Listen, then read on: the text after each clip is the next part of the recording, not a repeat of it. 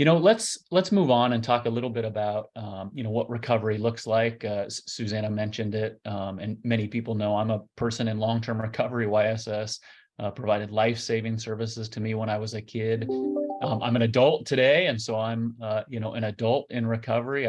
I've surrounded myself with people that know that and support that, and also feel uniquely positioned to help other people pursue recovery. But why don't we talk a little bit about what it looks like from addiction to anxiety and depression, eating disorders, suicidal ideation. What do you feel like people in recovery should expect? What does it look like? And then how are family members and loved ones incorporated into people's recovery? Cynthia, would you like to start? Sure.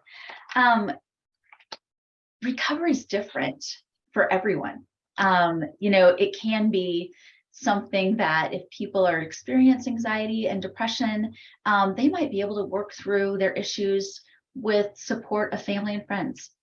But other people, they might need more support than that. I mean, it's a continuum of what people can use as support and what they need.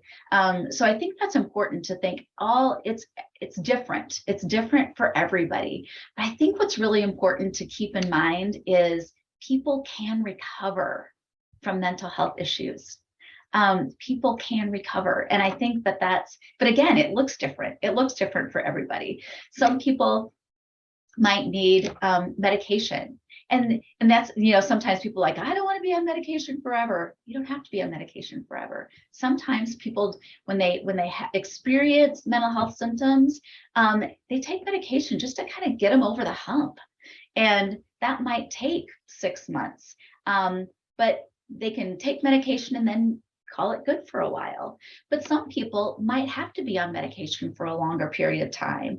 It's always helpful. The best treatment usually is a combination of both medication and therapy, because a lot of times, and Juan Pablo's shaking his head because he knows this too, is a lot of times people have that medication that's going to help them, work through those symptoms. And those are going to help the symptoms, but there's those behavioral issues that a therapist is really going to help people to work through, and how to maybe change behavior and help people have more insight into what the issues are.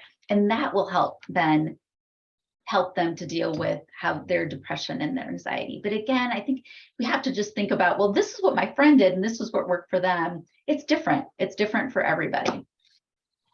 Yeah, great perspective. Juan Pablo? Yeah, yes, I want to bring something, from Powell Chemical Dependency Center, when they talk about recovery for people that are using different substances and alcohol.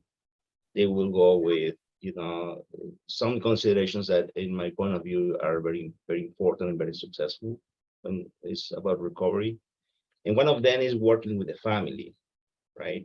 So it's not just the person with the substance use, but also the family or people that are affected by that, because it's a lot of uncertainty, pain, loss, helplessness, fear, created because of the drug use.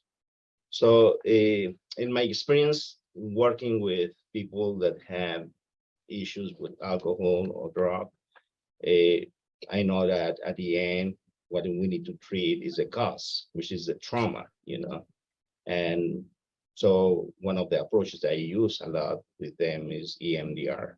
So I have this experience of one of the people that was treated by a Powell Chemical Dependency Center. They sent this person to me for EMDR. And it was just a great, a successful experience for these people, because she was able to